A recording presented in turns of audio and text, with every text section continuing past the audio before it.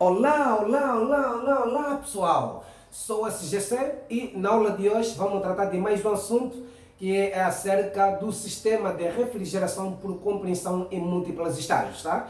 Então, se você não se inscreveu no meu canal, inscreva-se já e aproveite e deixa o seu like, tá? Venha comigo nesta aula, pessoal. Então, falar sobre o sistema de refrigeração por compressão em múltiplos estágios é falar de algumas substituições que nós vamos fazer então aqui quando nós falamos acerca do sistema de refrigeração em cascata. O que mais ou menos nós constatávamos ali? É que o sistema de refrigeração em cascata, ela trabalhava com um trocador de calor. E se nós formos a ver aqui, é que o nosso trocador de calor, ela foi substituída, nesse caso, por um separador de líquido, que ela também trabalha como uma câmara de mistura, e nós já vamos entender o funcionamento dela, tá?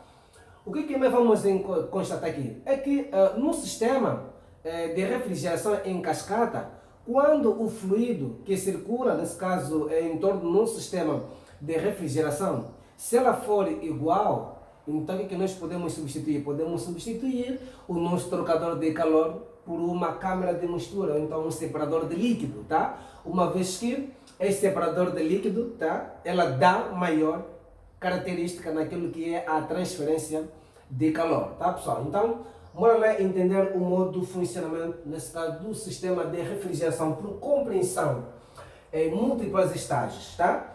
Ela vai fazer a substituição de alguns dispositivos, tá? Que nós já vimos no sistema de refrigeração em cascata. Trocamos, nesse caso, o trocador de calor em separadores de líquido ou então uma câmara de mistura, tá? Então, pessoal, vamos lá entender como é que o modo de funcionamento dela, tá? Eu vou fazer o gráfico e vou explicar também o modo de funcionamento do mesmo, tá, pessoal? Então, eu tenho aqui o meu diagrama, tá? O meu diagrama TS, que é temperatura, tá, pessoal, e entropia. Aqui tenho a minha curva, nesse caso, de saturação. Do ponto 1 ao ponto 2, eu tenho um compressor de baixa pressão. Ou seja, aqui vai existir então o quê? A compressão do nosso refrigerante, mas de forma isentrópica. Ou seja, a entropia no ponto 1 e no ponto 2 vai ser a mesma. Mas é necessário entender que o nosso refrigerante entra no nosso compressor como um vapor saturado. Se vapor saturado implica dizer que o título vale 1. Ok. Bonito, tá, pessoal? Então ela vai comprimir até o ponto 2. Ou seja, aqui a entropia vai ser a mesma, tá, pessoal? A entropia é a mesma. Bonito. Então está aqui o meu ponto 2, tá?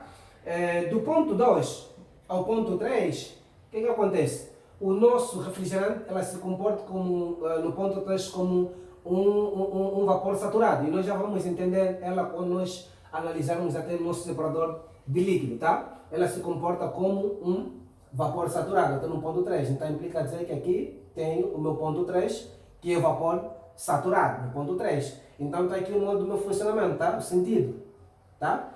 Só que do ponto 2 ao ponto 3 tem um ponto 9.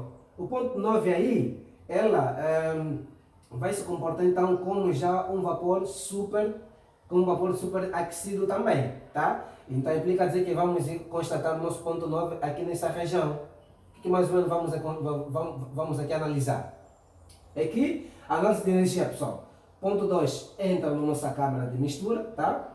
Aqui também do ponto 3, como um vapor saturado, entra na nossa câmara de mistura. Então ela aqui sai como um super aquecido. Então tem aqui o meu sentido. Ponto 3 vai entrar, tá? O ponto 2 também vai entrar. O que vai acontecer com o ponto 9? Vai sair. Ok. Então está aqui o meu ponto 9, tá, pessoal? Do ponto 9, vai lá, temos aqui o nosso ponto 9. O ponto 9 até o ponto 4 temos aqui, temos um compressor, ok? Ou seja, também há compressão nesse caso do nosso refrigerante. Só que essa compressão vai existir então de forma isentrópica, a entropia vai ser constante, tá, pessoal? Aqui é o ponto 9, aqui é o ponto 4, tá? Ponto 4, lá acima, tá? Então ela vem nesse sentido aqui, o ponto 9 sai, tá? Então do ponto 4 ao ponto 5 vai haver então que uma rejeição de calor no nosso condensador, ou seja, esse calor que vai sair, é claro que vai necessariamente aquecer o ambiente, tá? Porque aí sai uma temperatura mais alta, nesse caso aqui nós vamos encontrar no nosso ambiente. Do ponto 4 ao ponto 5, ela se comporta já como um líquido saturado, tá? Então eu venho assim, tá pessoal? Faço aqui o meu sentido, venho aqui no ponto 5, tá? Então eu tenho aqui o meu sentido, ela vai, tá pessoal? Do ponto 5 ao ponto 6, temos a nossa válvula de expansão, ou seja, aí vai existir então o quê? Uma expansão do nosso refrigerante. E aí existe o quê? Um processo de estrangulamento. O processo de estrangulamento, o que é que diz? Diz que a entalpia no ponto 5 vai ser aproximadamente igual à entalpia no ponto 6, tá pessoal? Então ela cai até numa mistura. E geralmente essa mistura contém um título muito pequeno, tá pessoal? Muito pequeno, um título muito baixo, possam se dizer. Tá? Então aqui tem o meu ponto 6. Só que chegando no ponto 6 temos um separador de líquido, ou seja, aqui é uma câmara de mistura. Tá pessoal? Ela mistura nesse caso o refrigerante que é estrangulado, nesse caso a nossa válvula de expansão no ponto 6, ela vai entrar na nossa câmara de mistura, onde está o nosso separador de líquido, tá? Então, aqui como é uma câmara de mistura, o que vai misturar? Vai misturar líquido saturado mais vapor saturado, tá? Por isso que ela aqui sai como o nosso vapor saturado e aqui ela separa, nesse caso, o nosso líquido, tá pessoal? Bonito. Então, só que do ponto 6, ponto 6, ponto 7 e ponto 3 estão ligados em um único dispositivo, tá? Então é necessário nós ligarmos aí as nossas expressões, tá? Então eu tenho aqui, tá pessoal? Aqui é o meu ponto 3, aqui vem o meu sentido, tá? Então do ponto 6 ao ponto 3 ela vai por aqui, porque do ponto 3 ela sai, tá pessoal? Do ponto 6 ao ponto 7, tá? Ela sai como um líquido saturado, nesse caso do nosso separador de líquido, tá? Então implica dizer que ela vem até aqui, tá? Nessa região que é do líquido, do líquido saturado, que é nesse caso o meu ponto 7, tá pessoal? Bonito. É importante realçar que essa região toda aqui no meio é a região da mistura líquido saturado mais vapor saturado. Essa região toda daqui, ou seja, essa linha toda até aqui é a região, nesse caso, do líquido saturado, e deste ponto até o término da linha é a região do vapor saturado, tá? E essa região, nesse caso, do vapor superaquecido, e aqui é a região do líquido comprimido, toda a região aqui, tá pessoal? Bonito. Então, vamos lá analisar. Do ponto 7 ao ponto 8, um processo de estrangulamento, o que diz? A entalpia aí vai ser aproximadamente igual, ou seja, a entalpia no ponto 7 vai ser aproximadamente igual à entalpia no meu ponto 8, tá? Então ela cai também numa mistura no meu ponto 8, do ponto 7 ao ponto 8, cai numa mistura, tá pessoal? Então eu tenho aqui o meu ponto 8, tá? Então do ponto 8 ao ponto 7 ao ponto 1, ela sai com uma pressão constante, aonde? No nosso evaporador, tá? Então do ponto 8 ao ponto 1 sai com uma pressão constante. E aqui tem o meu sentido, tá? Do meu círculo, tá pessoal? Então, é necessário aqui realçar que é no evaporador onde é verificado no sistema de refrigeração a mais baixa pressão. Então, se é no evaporador onde é verificada a mais baixa pressão, implica dizer que essa pressão no evaporador deve ser, ou seja, deve estar acima, nesse caso, da pressão atmosférica, de forma que não entra, nesse caso, ar no sistema de refrigeração. Tá, pessoal?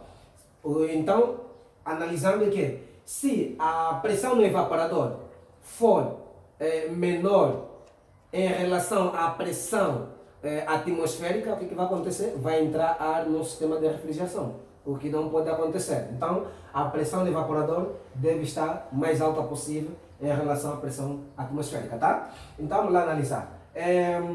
Do ponto 8 ao ponto 1, temos o fornecimento de calor que provém do espaço resfriado, ou seja, do espaço frio, posso assim dizer, tá pessoal? Então está aqui o meu calor que entra, tá? Do ponto 1 ao ponto 2, tá? Ponto 1 ao ponto 2, temos aqui o nosso trabalho do compressor que entra em 1, uma vez sabemos que o compressor tem a função de consumir, nesse caso, o nosso trabalho, tá? Do ponto 9 ao ponto 4, tá? ponto 9. Pessoal, deixa aqui carregar bem, tá? Aqui é o ponto 9. Ponto 9. Ponto 9 ao ponto 4 temos então que o nosso trabalho do compressor que entra em 2. E do ponto 4 ao ponto 5 temos aqui então a nossa rejeição de calor que é feita no nosso condensador, tá? E bonito, tá pessoal? Assim nós vamos aqui agora calcular, tá? Como é que nós podemos calcular nesse caso o nosso calor que entra, tá pessoal? O nosso calor que entra, que provém do espaço frio, tá? Aqui vamos calcular analisando o seguinte, pessoal. Se no ponto 6 a mistura, tá? Porque do ponto 5 ao ponto 6 a mistura, tá? Ponto 5 ao ponto 6 está na região da mistura.